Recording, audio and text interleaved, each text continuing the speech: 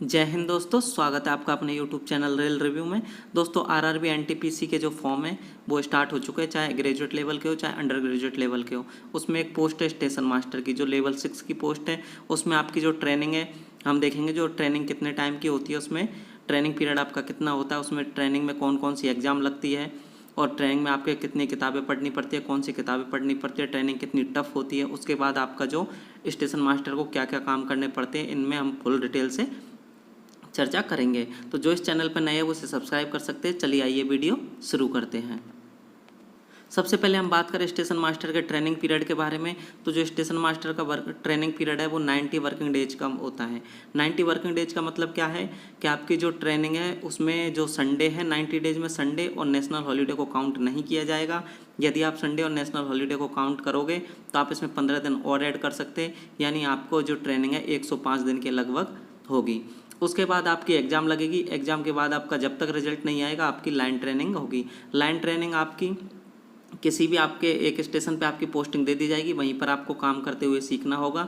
इस तरह आपकी लाइन ट्रेनिंग होती है। लाइन ट्रेनिंग लगभग आपकी 1 से 1.5 महीने की, कभी कभी 15 दिन की भी लाइन ट्रेनिंग होती है। मतलब जब तक आपका रिजल्ट नहीं आएगा तब तक आपकी लाइन ट्रेनिंग चलेगी। और जो ये 90 वर्किंग डेज की जो ट्रेनिंग होती है वो आपकी जोनल रेलवे ट्रेनिंग इंस्टीट्यूट यानी ZRTI में होती है, जो हर जोन में होता है। अगर किसी जोन के पास ZRTI नहीं है तो जो उसके आसपास के जोन है वहाँ पर आपकी जो पोस्टिंग, जो आपकी ट्रेनिंग है वो करवाई जाती है।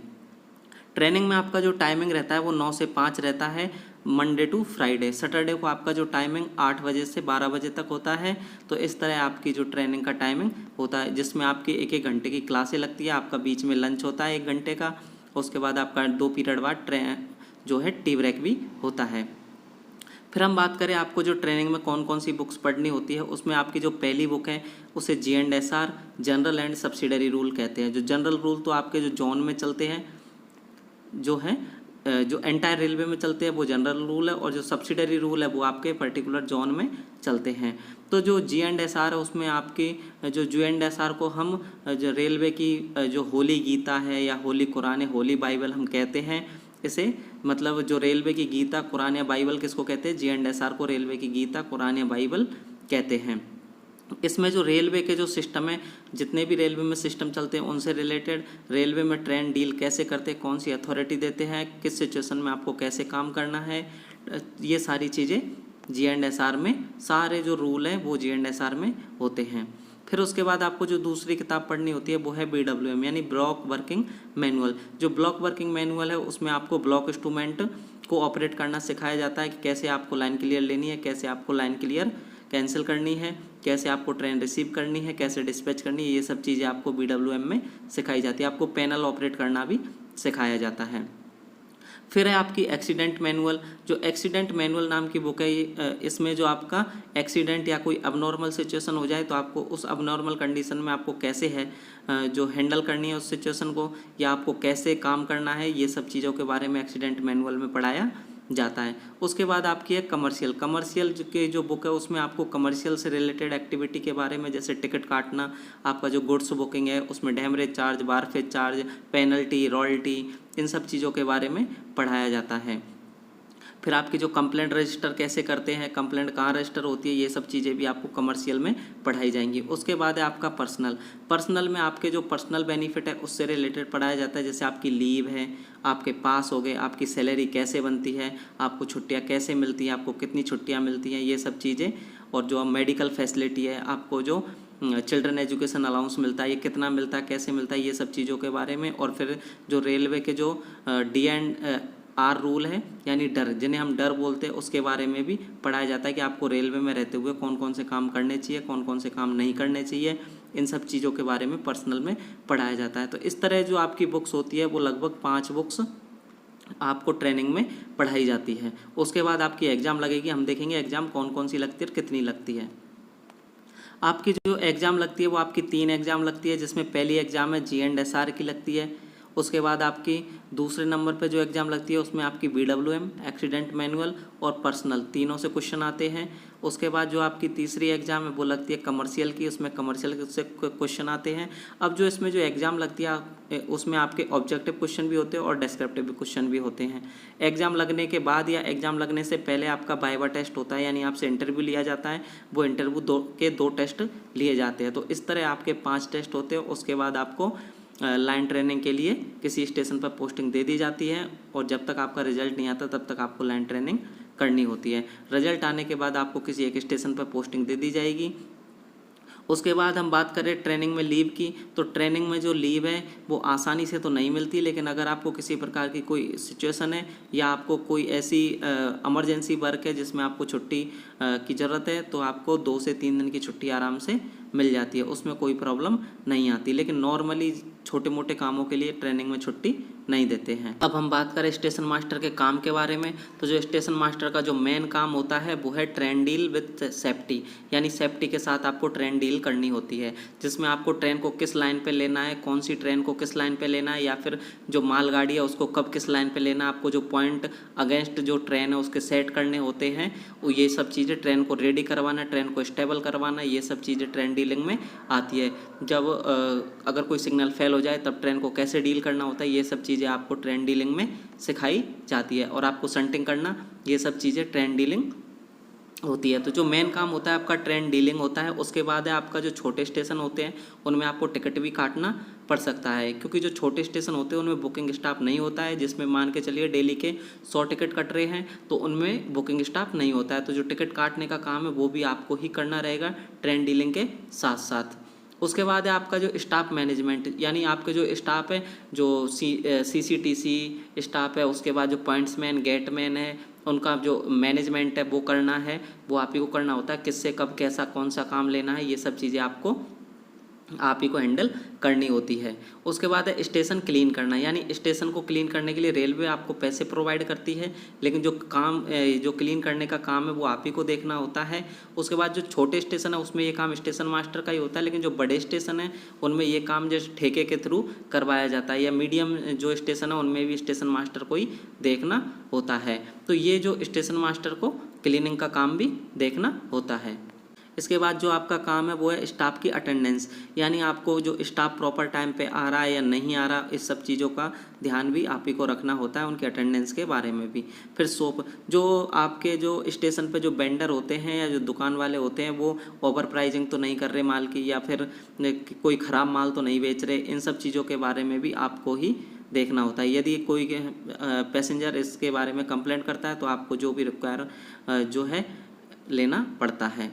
फिर है आपका जो कम्युनिकेशन विथ कंट्रोलर, यानी जब आप ट्रेन डील करते हो तो आपको सिर्फ अपने स्टेशन के बारे में और जो पड़ोस के 2 स्टेशन हैं उनके बारे में पता होता है, बाकी और किसी चीज़ के बारे में पता नहीं रहता। लेकिन जो कंट्रोलर होता है उसे पूरे एक सेक्शन के बारे में, मतलब कम से कम आप 15 से 20 स्टेशन में कौन सी ट्रेन कहाँ चल रही है, इन सब चीज़ों के बारे में कंट्रोलर को पता होता है। तो आपको कंट्रोलर के साथ कम्युनिकेशन बनाए रखना है, तो ये भी काम आपको करना है। फिर टिकट विंडो मतलब जो टिकट विंडो है जिस पे जो CCTC है वो प्रॉपर काम कर रहे हैं, प्रॉपर टाइम से आ रहे, या किसी प्रकार का कोई फ्रॉड तो नहीं हो रहा वहाँ पे। उसके बाद पर डे कितनी आपकी जो टिकट की सेल हुई है वो सब चीज़ें, फिर कितना कलेक्शन हुआ है वो सब चीज़ें आप ही को देखनी होती है। और फिर वो जो कलेक्शन हुआ है वो आपको बैंक में भी भिजवाना पड़ता है। तो मोस्टली तो आजकल ये होता है कि जो बैंक वाले कर्मचारी है वो पर डे आपके स्टेशन पर आके आपसे जो कैश है उसको लेके जाते हैं, तो ये काम भी आप ही को देखना होता है। कॉशन ऑर्डर की हम बात करें तो जो सबसे इम्पोर्टेंट काम होता है स्टेशन मास्टर के लिए वो है कॉशन ऑर्डर। अगर आपने कोई गलत कॉशन ऑर्डर इशू कर दिया तो आपको डायरेक्ट सस्पेंड किया जाएगा, इससे छोटी सज़ा कॉशन ऑर्डर के मामले में कोई भी नहीं होती है। तो कॉशन ऑर्डर क्या है, ये लोको पायलट को दिया जाता है, जिसमें आपके जो कहीं पे कहीं क्या जहाँ से आपकी ट्रेन स्टार्ट होती है और जहाँ पे आपकी ट्रेन जाती है, या जो नोटिस स्टेशन है उससे अगले नोटिस स्टेशन तक बीच में किस टाइम पे या किस किलोमीटर पे ट्रेन की स्पीड कितनी रखनी है, कब हॉर्न मारना है, कब क्या करना है, ये सब चीज़ें उस कॉशन ऑर्डर में लिखी होती है। तो उसमें जो स्पीड है वो सारी हर किलोमीटर की स्पीड मेंशन रहती है, तो वो कॉशन ऑर्डर आपको बनाकर देना होता है। तो जो नोटिस स्टेशन पे हर ट्रेन को देना होता है। लेकिन जब कोई छोटा स्टेशन है उस पर अगर पावर ब्लॉक, लाइन ब्लॉक, अगर ऐसी चीज़ें चल रही हो या कोई कॉशन इम्पोज हुआ हो, जैसे किसी पर्टिकुलर किलोमीटर पर ट्रेन की स्पीड 20 किलोमीटर पर आवर रखनी चाहिए, तो उसके लिए आपको, अगर वो जगह आपके स्टेशन के आसपास आती है, तो वो कॉशन ऑर्डर आपको इशू करना होता है। तो इस तरह कॉशन ऑर्डर लोको पायलट को देना होता है। नाइट पेट्रोलिंग एसएससी जो होता है वो इम्पोज करता है, लेकिन इसकी जो मॉनिटरिंग है वो आपको करनी होती है। जैसे कोई जो नाइट पेट्रोलिंग कौन करता है? ट्रैक मेंटेनर नाइट पेट्रोलिंग करते हैं। तो जो ट्रैक मेंटेनर है वो एक स्टेशन से, आपके स्टेशन से और स्टेशन बी तक पूरे जो ट्रैक है उसको देखते हुए जाते हैं कि कहीं कोई प्रॉब्लम तो नहीं है। ये बेसिकली मानसून में ज़्यादा होती है।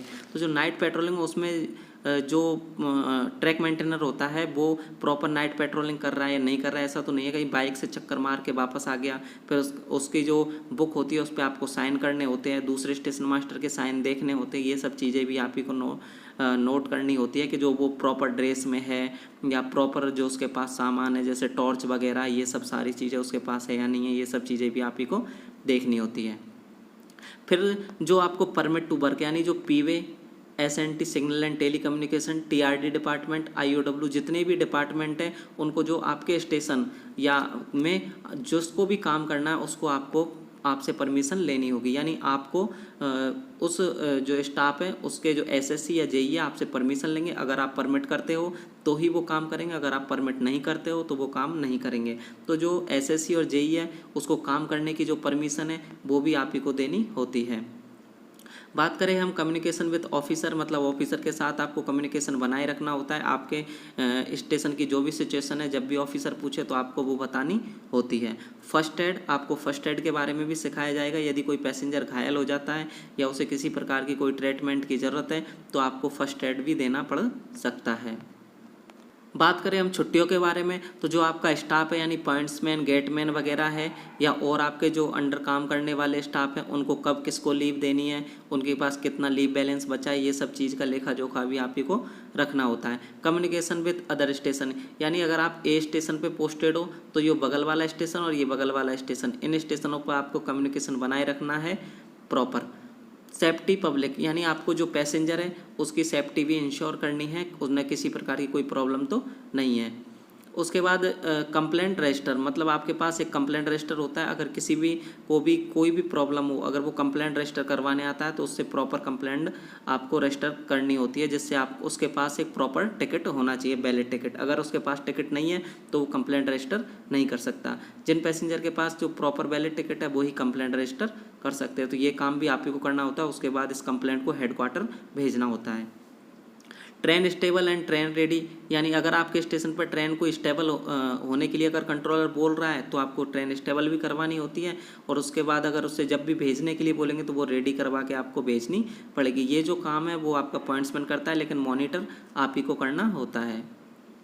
बात करें हम वाटर, फ्यूल, मेंटेनेंस और चेक बीपीसी, ये जो ट्रेन में काम है, अगर वाटर नहीं है तो वाटर फिल करवाना, फ्यूल नहीं है तो फ्यूल फिल करवाना, मेंटेनेंस, अगर कोई मान के चलिए कोई ट्रेन है उसमें कोई कोच सिक वैगन है तो उसको डिटैच करके आपके स्टेशन पर रखना, बाकी के ट्रेन को भेजना। उसके बाद जो बीपीसी है, ब्रेक पावर सर्टिफिकेट है, उसको चेक करना कि वो जो बीपीसी है वो वैलिड है या नहीं है। अगर इनवैलिड बीपीसी है तो दूसरी बीपीसी उसके लिए इशू करवाना। उसके बाद ऑल राइट सिग्नल दिखाना। ऑल राइट सिग्नल में आप क्या देखते हो, जो हॉट एक्सल, ब्रेक वाइंडिंग, ये आपको देखनी होती है। हॉट एक्सल मतलब जो आपका एक्सल है वो एकदम लाल गर्म हो जाता है, तो ये चीज़ें आपको देखनी होती है। फिर आपको क्या करना है इस सिचुएशन में वो भी आपको पता होना चाहिए। फिर ब्रेक वाइंडिंग, अगर कोई मान के चलिए कोई जो व्हील है वो फ्रीली रोटेट नहीं होता है, जो ब्रेक से सटके और एकदम घिसता हुआ जाता है तो उसे ब्रेक वाइंडिंग कहते हैं। तो ये भी आपको देखनी होती है। अगर किसी ट्रेन में ऐसी सिचुएशन आती है तो आपको क्या करना है, ये भी आपको करना होता है और ये आपको पढ़ाया जाता है। इश्यू अथॉरिटी, आपको अथॉरिटी भी इश्यू करनी होती है। जैसे कोई सिग्नल फेल हो गया तो कौन सी अथॉरिटी देनी है, और कोई ट्रैक मशीन है उसको काम करने के लिए परमिट करना है तो कौन सी अथॉरिटी देनी है। तो ये सब जो अथॉरिटी है वो आपको देनी होती है। फिर है आपका स्पेड यानी सिग्नल पासिंग एट डेंजर, यानी कोई लोको पायलट विद ट्रेन किसी सिग्नल को डेंजर में पास कर दे तो आपको क्या एक्शन लेना है इमीडिएट, तो वो एक्शन भी आप ही को लेना होता है। फिर आपका एक मेन काम होता है वो है मेंटेन रजिस्टर, मतलब रजिस्टर आपको मेंटेन करने होते हैं जिसमें आपके कम से कम 20 से 25 और इससे ज़्यादा भी रजिस्टर हो सकते हैं, वो आपको डेली मेंटेन करने होते हैं। जैसे टीएसआर क्या होता है, ट्रेन सिग्नल रजिस्टर, मतलब जो भी ट्रेन आपके स्टेशन पर आती है या आपके स्टेशन से जाती है तो उसकी जो टाइमिंग है वो आपको इस रजिस्टर में नोट करनी होती है। अगर कोई पावर ब्लॉक चल रहा है तो वो भी आपको नोट करना होगा, कोई लाइन ब्लॉक है वो भी आपको इसमें नोट करना रहता है, या कोई किसी प्रकार की कोई ट्रेन में किसी प्रकार की कोई प्रॉब्लम होगी तो भी आपको इसी में नोट करनी होती है। उसके बाद है स्टेशन डायरी। स्टेशन डायरी में आपका नाम, फिर उसके बाद आपके अंडर जो स्टाफ काम कर रहा है उसका नाम, उसके बाद यदि कोई ट्रेन आपके स्टेशन पर डिले हुई है तो उसका नाम, या जो भी कोई अबनॉर्मल सिचुएशन है उसका नाम इसमें लिखना होता है। उसके बाद यदि कोई मान के चलिए मौसम कैसा है उसकी मौसम की जानकारी भी आपको इसमें लिखनी होती है। फिर आप जो स्टेशन पे जब ड्यूटी लेने आते हो तो जो HOC TOC है वो आपको TSR में भी करनी होती है और स्टेशन डायरी में भी करनी होती है। उसके बाद है आपका सिग्नल फेलियर रजिस्टर। यदि कोई सिग्नल फेल हो जाता है तो आपको उस रजिस्टर में मेंशन करना होता है। NDA register, night duty register, तो जो नाइट ड्यूटी आपका अलाउंस बनता है उस जो नाइट ड्यूटी किस स्टाफ ने कितनी नाइट ड्यूटी करी है वो इसमें रजिस्टर में मेंटेन करनी होती है। OT रजिस्टर, यदि किसी स्टाफ ने ओवर टाइम करा है तो आपको इस रजिस्टर में लिखना होता है। सेफ्टी ड्राइव, जो रेलवे बोर्ड की जो सेफ्टी ड्राइव है या फिर जोन की जो सेफ्टी ड्राइव है या फिर डिवीजन की जो सेफ्टी ड्राइव आती है उनके लिए एक रजिस्टर अलग से बनाना पड़ता है, उसमें ये सारी चीज़ें लिखनी होती है और इनके बारे में अपने जो हर स्टाफ है उसको बताना होता है कि जो सेफ्टी ड्राइव में इस बार क्या रूल आया है, क्या चेंज हुआ है, ये सब चीज़ें बतानी होती है। आइसोलेटर की रजिस्टर, जब कोई पावर ब्लॉक, जो TRD स्टाफ है वो पावर ब्लॉक लेना चाहता है तो आपसे वो आइसोलेटर की लेता है, तो जो आइसोलेटर की है तो वो आपको आइसोलेटर की रजिस्टर में लिखनी होती है। उसके बाद ये बातें कंट्रोलर को भी बतानी होती है। फिर रिले रूम की, रिले रूम क्या होता है, जब कभी आप किसी स्टेशन पर गए होंगे तो आपको एक कमरा ऐसा दिखा होगा जिसमें 2 ताले लगे होते हैं, तो वो होता है रिले रूम, जिसकी एक चाबी तो SSC जो SNT सिग्नल एंड टेलीकम्युनिकेशन जो SSC है उसके पास होती है और एक चाबी स्टेशन मास्टर के पास होती है। जब SSC कोई मेंटेनेंस करना चाहता है तो आपसे परमिशन लेगा, उसके बाद आपसे अगर आप परमिट करते हो तो आप उसे चाबी देंगे, ये बात आपको कंट्रोलर को बतानी होती है और इस रजिस्टर में लिखनी होती है।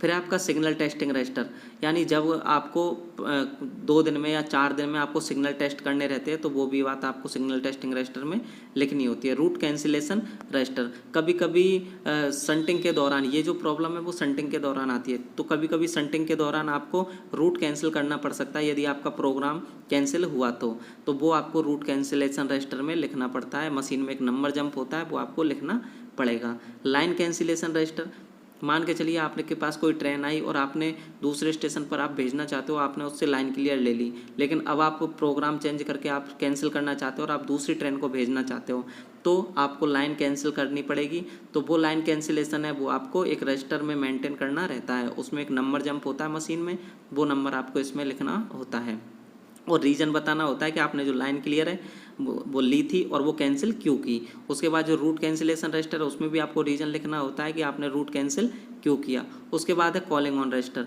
यानी जब आपका जो मेन सिग्नल है वो फेल हो जाता है तो सिग्नल के नीचे एक कॉलिंग ऑन सिग्नल लगा होता है जिससे हम ट्रेन को रिसीव करते हैं। तो जब कॉलिंग ऑन सिग्नल से ट्रेन को रिसीव करते हैं तो कॉलिंग ऑन रजिस्टर में लिखना पड़ता है, उसमें एक नंबर जंप होता है वो नंबर लिखना पड़ता है। उसके बाद आपको रीज़न बताना होता है कि आपने कॉलिंग ऑन सिग्नल से ट्रेन को रिसीव क्यों किया। तो ये रजिस्टर, इसके बाद भी और काफ़ी सारे रजिस्टर होते हैं वो आपको डेली बेसिस पे उसमें जो भी चीज़ें हैं वो लिखनी पड़ती है और उनको मेंटेन करना पड़ता है। अगर कोई भी ऑफिसर आएगा तो आपके किसी भी रजिस्टर को कभी भी वो आके चेक कर सकता है। तो जो आपका जो एक काम है वो मेंटेन रजिस्टर को जो मेंटेन करना है ये बहुत थोड़ा सा टफ काम है, कभी कभी कुछ चीज़ों को ध्यान नहीं रहता तो भूल भी जाते हैं कि किसको किस में मेंटेन करना, तो ये चीज़ें आपको ध्यान रखनी होती है। तो जो स्टेशन मास्टर के जो काम थे इसमें मैंने आपको जो इसके मैक्सिमम काम थे, इसके अलावा और भी काम है लेकिन जो मैक्सिमम काम थे या जो डेली बेसिस पे करने होते थे वो मैंने आपको काम बताए हैं। इसके बाद भी आपको स्टेशन मास्टर के काम से रिलेटेड किसी भी प्रकार की कोई क्वेरी हो तो आप हमें कमेंट सेक्शन में पूछ सकते हैं। इसी के साथ मिलते हैं किसी नेक्स्ट वीडियो में। धन्यवाद दोस्तों।